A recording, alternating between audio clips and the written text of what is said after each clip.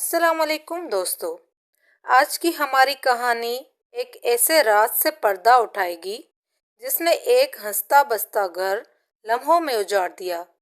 کوئی بھی انجام کا اندازہ نہیں لگا سکتا۔ آئیے جانتے ہیں اس سبق آموز کہانی، ہوا کی بیٹی اور بے راہ روی۔ ویڈیو پسند آئے تو لائک کریں، شیئر اور چینل کو سبسکرائب کرنا نہ بھولیں۔ شکریہ۔ ہماری نئی پڑوسن رخشندہ بہت خوبصورت تھی۔ کوئی نہیں کہہ سکتا تھا کہ وہ 5 بچوں کی ماں ہے۔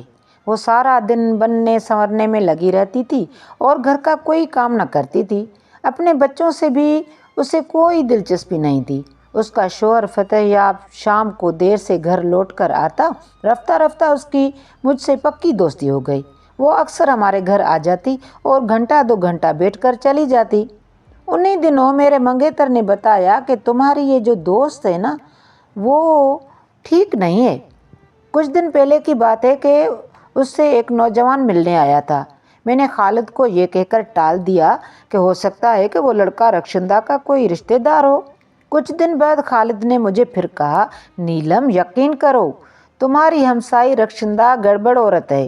میں نے پہلے بھی 1-2 مردوں کو اس کے گھر جاتے دیکھا تھا اور اب میں نے تمہارے چھوٹے بھائی کی آواز اس گھر میں سنی ہے۔ خالد کی یہ بات سن کر میں نے تو کانوں کو ہاتھ لگا لیا اور کہا کہ ہمسایہ عورتوں کے بارے میں تمہاری ایسی بدگمانیاں ہیں تو مجھے تو ڈر ہے کہ تم میرے ساتھ خدا جانے کیا سلوک کرو گے۔ اب اگر تم نے یہ بدگمانیاں بند نہ کی تو یاد رکھو کہ میں تم سے شادی نہیں کروں گی۔ اس نے ایک بار تو مجھ سے ٹھیک ٹھاک جھگڑا بھی کیا اور بات کرنا بھی بند کر دی، لیکن پھر اس معاملے میں کچھ نہ کہنے کی قسم کھا لی، کیونکہ وہ مجھ سے بات کیے بغیر رہ بھی تو نہیں سکتا تھا نا۔ خالد کا گھر ہمارے گھر کے سامنے تھا اور اس کی نظر ہمہ وقت رکشی کے ہاں آنے جانے والوں پر پڑی رہتی تھی۔ ایک دن رکشی کا شوہر ہمارے گھر آیا اور ابو سے ملنے کی خواہش ظاہر کی۔ تب ہی اتفاق سے ابو بھی آ گئے۔ ابو نے اسے بیٹھک میں بٹھایا اور جب فتح یاب واپس چلا گیا تو ابو گھر میں آئے۔ ان کے ہاتھ میں لفافہ تھا اور وہ غصے سے سرخ ہو رہے تھے۔ انہوں نے لفافہ امی کو دیا اور بولے، فتح یاب یہ تصویریں اور خطوط دے گیا ہے۔ یہ ناصر کی تصویریں اور خطوط ہیں جو اس نے اس کی بیوی کو لکھے ہیں۔ یہ شریفوں کی اولاد ہے۔ نوبت یہاں تک پہنچ گئی ہے کہ اس نے ہمسائے کی شادی شدہ عورت کو بھی نہیں چھوڑا، تو تمہارا صاحبزادہ اب اور کیا کرے گا؟ یہ تصویریں اور خط اتفاقاً فتح یاب نے رکشی سے برآمد کیے تھے۔ سب نے ناصر کو بہت ڈانٹا اور اس کا رکشی کے گھر آنا جانا بند کر دیا، لیکن اس بات کا چرچا سارے محلے میں ہو گیا۔ ہمارا پڑوسی فتح یاب ایک سمجھدار آدمی تھا اور اپنی بیوی سے عمر میں 8 برس بڑا تھا۔ وہ اپنے بچوں کی خاطر اس نے کوئی جذباتی قدم نہ اٹھایا، بلکہ رکشی کو معاف کر دیا اور اس کو لے کر اپنے شہر چلا گیا۔ ان کو محلے سے گئے صرف 4 ماہ کا عرصہ ہی گزرا تھا کہ ایک دن فتح یاب رکشی کا پوچھنے ہمارے گھر آ گیا۔ اس کی بیوی 4 روز سے گھر سے غائب تھی۔ ابو نے صاف کہہ دیا کہ ہمیں تمہاری بیوی کے بارے میں کچھ خبر نہیں ہے۔ ہمارا اس سے کیا رابطہ؟ تم اس کو کہیں اور جا کر ڈھونڈو۔ میرا بیٹا گھر پر ہی ہوتا ہے اور ابھی وہ دکان پر گیا ہوا ہے، چاہو تو جا کر تصدیق کر لو۔ اس وقت تو فتح یاب چلا گیا، لیکن پھر شہر سے بار بار فون پر اس کے متعلق پوچھتا رہا۔ ادھر ابو امی ناصر سے پوچھتے کہ تمہارا کوئی واسطہ ہے تو بتاؤ، وہ انکار کرتا تھا، لیکن اس کے اندازے سے یوں لگتا تھا جیسے وہ رکشی کے متعلق کچھ نہ کچھ ضرور جانتا ہے۔ اس لیے ابو نے بڑے بھائیوں سے اس کی نگرانی کے لیے کہا۔ اسی طرح وقت گزرتا رہا۔ ناصر نے ان دنوں MSc میں داخلہ لے لیا تھا۔ باقی تمام حالات معمول کے مطابق تھے، مگر ایک مسئلہ ابھی تک تھا کہ ناصر کافی دنوں تک گھر نہیں آتا تھا۔ ہم سمجھتے تھے کہ وہ چھٹیوں میں ہاسٹل میں رہ جاتا ہے اور پڑھائی میں خاص دلچسپی لے رہا ہے، لہٰذا کسی نے بھی اس کو کچھ نہ کہا، کیونکہ وہ بتاتا تھا کہ وہ چھٹیوں میں ہاسٹل میں پڑھتا رہتا ہے۔ ابو اور بڑے بھائی ناصر کی طرف سے بے فکر ہو چکے تھے۔ 2 سال پلک جھپکتے گزر گئے۔ ناصر نے ملازمت کے لیے ابو سے کہا تو انہوں نے دوڑ دھوپ کر کہ بھائی کو اچھی سی نوکری دلوا دی جو کراچی میں تھی۔ وہ ماہ 2 ماہ بعد ایک روز کے لیے آتا تھا اور پھر ڈیوٹی پر چلا جاتا تھا۔ وہاں گزر چکے دادی کے پاس تھے۔ فتح یاب کو اب تک معلوم نہ ہو سکا کہ وہ کہاں گئی ہوئی ہے۔ وہ بیوی کی تلاش سے مایوس ہو چکا تھا۔ آخر ایک دن میرے دل میں جو وہم تھا وہ سچ ثابت ہو گیا جب ناصر نے گھر والوں کو بتایا کہ اس نے اپنی پسند سے شادی کر رکھی ہے، اس کی بیوی کراچی میں رہتی ہے اور ان کا ایک بیٹا بھی ہے۔ امی ابو یہ سن کر دھک سے رہ گئے۔ انہوں نے پوچھا کہ تم نے کس سے شادی کی ہے؟ تو ناصر نے بڑی مشکل سے بتایا کہ رکشی سے۔ تب سب نے اسے ڈانٹا کہ تمہیں اس کے علاوہ کوئی اور نہ ملی؟ وہ ہمسائے کی بیوی تھی، تم نے ہمسائیگی کا بھی خیال نہیں کیا۔ اب والد صاحب اس فکر میں پڑ گئے کہ جب فتح یاب کو معلوم ہوگا تو اس کی کیا حالت ہوگی۔ خدا جانے وہ کس طرح کا رد عمل ظاہر کرے۔ اب تو رکشی سے ناصر کی اولاد بھی ہو چکی تھی۔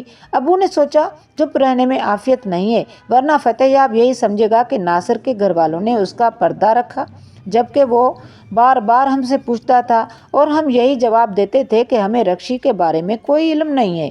ابو نے فتح یاب کو فون کر کے بتا دیا کہ رکشی واقعی ناصر کے پاس تھی، لیکن ہمیں معلوم نہیں تھا۔ اب معلوم ہوا ہے تو تم کو بتا رہے ہیں۔ بہتر ہے کہ تم اس کو طلاق دے دو، کیونکہ اس نے یہاں ایک بیٹے کو جنم دیا ہے۔ اب وہ تمہارے لائق نہیں رہی۔ یہ سن کر فتح یاب غصے میں آگ بگولا ہو گیا اور اس نے کسی قسم کا صلح نامہ کرنے سے انکار کر دیا، کیونکہ اس نے بیوی کو طلاق نہیں دی تھی۔ لہٰذا اس نے ناصر اور رکشی کے خلاف عدالت میں مقدمہ دائر کر دیا۔ یہ مقدمہ تب ہوا جب ابھی حدود آرڈیننس کا نافذ نہیں ہوا تھا، لہٰذا قانونی طور پر کیس چلا اور رکشی اور ناصر کو 7 سال کی سزا ہو گئی۔ یہ دونوں تو برباد ہوئے۔ والد صاحب نے سوچا کہ ان کا پوتا برباد نہ ہو۔ وہ ابو اس کو ماں سے ملوانے جیل بھی لے جاتے تھے۔ والد صاحب نے اس دوران مقدمے میں بہت پیسہ لگایا، وکیلوں کی بھاری فیس ادا کی اور فتح یاب کو بھی ہر جانے کی پیشکش کی جو اس نے ٹھکرا دی، کیونکہ اس کو گمان تھا کہ ناصر کے گھر والے ملے ہوئے تھے۔ تبھی تو انہوں نے 4 برس تک رکشی کو اپنے پاس چھپائے رکھا۔ جب وہ فون کرتا تھا تو والد صاحب غصے میں آ جاتے تھے اور کہتے تھے کہ اب دوبارہ رکشی کے لیے فون مت کرنا، ہمیں کیا پتہ تیری بیوی کہاں ہے، ہم شریف لوگ ہیں، ہمیں تنگ مت کرو۔ میرے بیٹے سے ایک بار غلطی ہو گئی سو ہو گئی، لیکن اب وہ اس معاملے سے الگ ہو چکا ہے۔ تم کسی اور شخص کا پتہ کرو جو واقعی تمہارے بیوی کو لے گیا ہے۔ اب والد صاحب اپنے ان الفاظ سے شرمندہ ہوتے تھے۔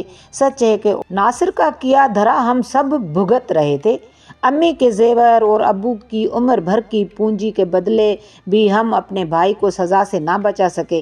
امی جان پر وہ قیامت کے دن بیت رہے تھے جب میرا بھائی جیل میں تھا۔ وہ دن رات مصلے پر بیٹھی دعائیں مانگتی تھی۔ ماں کی دعا کبھی رائے گاہ نہیں جاتی۔ آخرکار اللہ پاک نے امی کی دعا سنی اور بھائی اور رکشی کی کچھ سزا معاف ہو گئی۔ ادھر فتح یاب نے بھی رکشی کو طلاق دے دی اور امی ابو باقاعدہ نکاح کرا کے رکشی کو گھر لے آئے، صرف بھائی کے بیٹے سمیع کی خاطر، کیونکہ ہمیں اب بچے کی خوشی اور فلاح مطلوب تھی۔ اگر دیکھا جائے تو رکشی کے لیے یہ سزا بہت تھی، لیکن خدا جانے وہ کس مٹی کی بنی ہوئی تھی۔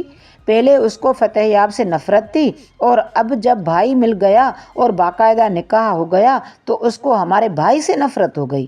اب وہ پھر فتح یاب اور اس کے بچوں کو یاد کرتی جن کو وہ اس وقت چھوڑ کر چلی گئی تھی جب وہ بہت چھوٹے تھے اور ان کو ماں کی ضرورت تھی۔ اب وہ ہر وقت لڑتی جھگڑتی اور کہتی مجھے اپنے پہلے والے بچوں سے ملنا ہے، ان کے پاس جانا ہے، وہ مجھے خواب میں آتے ہیں اور ان کی یاد ہر وقت ستاتی ہے۔ امی ابو سمجھاتے کہ فتح یاب جس نے ہم پر کیس کیا اور ہمیں اتنا خوار کیا، بھلا کیسے اب بچوں کو ادھر آنے دے گا؟ پہلے بھی تو تم ان کی ماں تھی نا، اس وقت تمہاری ممتا کہاں چلی گئی تھی؟ بچے چھوٹے چھوٹے تھے، تمہارے بغیر سوتے نہ تھے اور تمہارے لیے روتے رہتے تھے، تم نے ان کی پرواہ نہیں کی۔ اب وہ بھلا تم کو کیا پوچھیں گے؟ خدا جانے اس عورت کے جی میں کیا سمائی کہ اب اس کو وہ بچہ نظر نہیں آتا تھا جو ناصر بھائی کا بھی بیٹا تھا اور جس نے 5 سال تک جدائی کاٹی تھی۔ وہ اب اس کو چھوڑ کر اپنے دوسرے بچوں کے پاس جانے کی ضد کرتی تھی۔ رکشی کے اس رویے نے ہمارا سکون تباہ کر کے رکھ دیا تھا۔ اب ناصر بھائی بھی پچھتاتے تھے کہ کیسی عورت سے شادی کی، اپنے لیے مصیبت ہی مول لی۔ عزت گئی، دولت گئی، جیل کاٹی، بدنامی اور رسوائی مول لی اور نوکری سے بھی ہاتھ دھوئے۔ اب ان کو نوکری دوبارہ بھی نہیں مل سکتی تھی کیونکہ جیل کاٹ کر مجرم ہو چکے تھے۔ اتنی قربانیاں دینے کے باوجود رکشی ان کی نہ ہو سکی۔ اس کی روح کہیں تھی، دل کہیں اور جسم کہیں تھا۔ سچ ہے کہ شادی سوچ سمجھ کر ایسی عورت سے کرنی چاہیے جو باحیا اور وفادار ہو، ایسی لڑکی جس نے کبھی کس کو آنکھ بھر کر نہ دیکھا ہو اور نہ کسی کے بارے میں سوچا ہو، ورنہ ماضی اس کا دامن پکڑتا ہے اور وہ ڈاواڈول ہوتی رہتی ہے۔ یہ باتیں بھائی ناصر اب دوسروں کو سمجھاتے رہتے تھے کیونکہ عشق کا بھوت اب ان کے سر سے اتر چکا تھا۔ رکشی نے دیکھا کہ ایک گھر میں سب کے ساتھ رہنے سے تو اس کی آزادی سلب ہوتی ہے۔ وہ اپنی مرضی سے کہیں آ جا نہیں سکتی، اکیلے کسی کے گھر جانے کا سوچ بھی نہیں سکتی تھی کیونکہ ہمارے گھر میں ایسا رواج نہیں تھا۔ ہمارے گھر میں لڑکیاں اور عورتیں اکیلی نہیں جاتی تھی، ان کو کہیں جانا ہوتا تو وہ اپنے بھائی، والد یا شوہر کے ہمراہ چلی جاتی تھی۔ یہ رواج رکشی کو سخت ناپسند تھا۔ اس کی دال کسی طرح نہ گلی تو اس نے علیحدہ گھر کا رونا شروع کر دیا اور ہم سب کو اتنا زج کیا کہ آخر والد صاحب نے ناصر بھائی کو الگ مکان لے دیا اور ان کا سامان بیٹے سمیت اس مکان میں پہنچا دیا۔ اب رکشی بھابھی بڑی خوش تھی۔ چند دن تک مکان کو سیٹ کرتی رہی، سجاتی سنورتی رہی۔ بھائی بھی سکون میں آ گیا کہ چلو کسی طرح تو راضی ہوئی، اب مجھے بھی آرام سے کوئی نہ کوئی کام کرنے دے گی کیونکہ اب تک تو ان کا سارا خرچہ میرے والد صاحب بھی اٹھا رہے تھے۔ میرے دونوں بڑے بھائی والد صاحب کے ہمراہ کاروبار کرتے تھے جن کی وجہ سے ہمیں روپے پیسے کی اتنی تنگی نہ ہوئی، ورنہ مقدمے کے بعد ہم 2 وقت کی روٹی کے قابل بھی نہ رہتے۔ والد صاحب نے کچھ رقم دے کر ناصر بھائی کو علیحدہ جنرل اسٹور کھول دیا کیونکہ ان کی بیوی نے کسی کے ساتھ مل کر رہنا ہی نہیں تھا۔ اس وجہ سے کاروبار بھی ان کا علیحدہ ہی بہتر تھا، ورنہ کل کو رکشی نے یہ جھگڑا کر دینا تھا کہ اب سرمایہ الگ کرو، اپنے کاروبار کا حصہ لے لو۔ ان سارے مسائل سے بچنے کے لیے والد صاحب نے ناصر بھائی کا کھاتا ہی الگ کر دیا تھا کہ اپنا کماؤ اور اپنا کھاؤ۔ جس قدر محنت کرو گے اس قدر زیادہ آمدنیاں ہوگی، محنت نہیں کرو گے تو غریب ہی رہو گے۔ مجھ سے جتنا ہو سکا کر دیا اور مکان بھی الگ لے دیا۔ والد صاحب اپنی جگہ ٹھیک تھے، ناصر بھائی بیچارے عاجز ہو کر رہ گئے تھے۔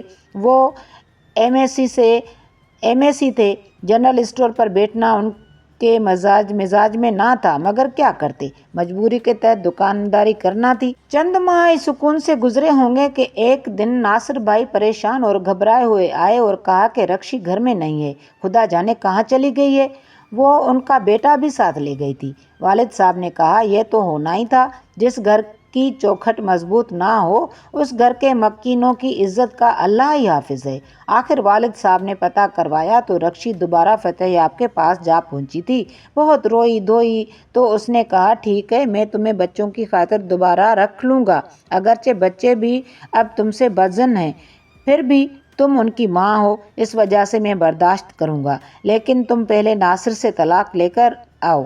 اب رکشی کی طرف سے فون آیا کہ میں تمہارے پاس رہنا نہیں چاہتی، مجھے طلاق دے دو۔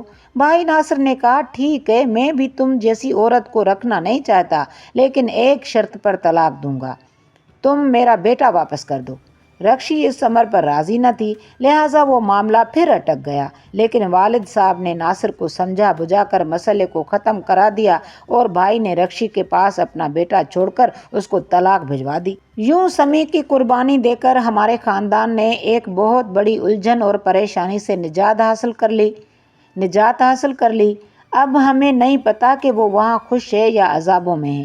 ناصر بھائی کی دوسری شادی خاندان میں ہی ایک غریب گھرانے میں کرا دی گئی۔ ہماری یہ بھابھی بہت اچھی بلکہ اپنی مثال آپ ہے، اس نے ہمیں اور بھائی کو بہت سکون دیا ہے۔ اسی سکون کے نتیجے میں بھائی نے دل جمعی سے کاروبار کیا، اب ان کے مالی حالات بہت اچھے ہیں اور ان کی زندگی کے سارے غم دھل گئے ہیں۔